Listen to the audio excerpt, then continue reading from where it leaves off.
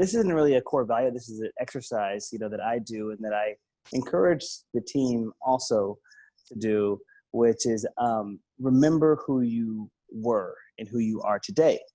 And how would you speak to yourself back then? And that's been increasingly more difficult for me because I've gotten better at cooking. I've gotten more techniques. And so sometimes I'm doing something, people are like, that was too hard, or why'd you do that for, yada, yada. And I'm like, oh my God, people, it's not hard. Oh my God. And I remember, like one person, I shared a mashed potato like recipe, and somebody asked me, well, do you have to cook potato first? And I'm like, of course you have to cook potato. Good luck sitting on it all day.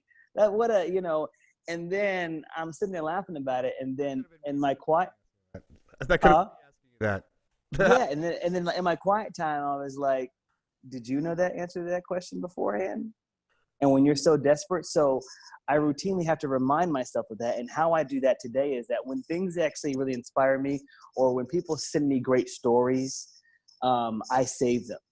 So I can go back to 2012. I'll look at the old social media posts. I'll look at old emails, and I'll remember what I was doing at that time. And I remember that person who I was.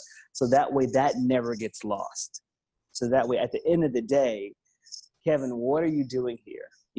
I can go back to this. And it's so good because this also happens.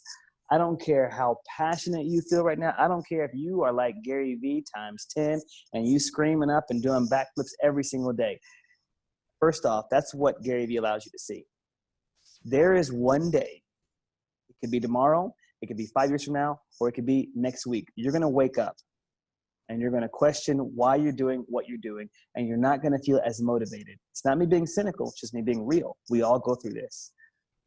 Having that bank, having something to go back to remind you of your core values of who you are, that's what's going to pull you out of that hump and get you going again.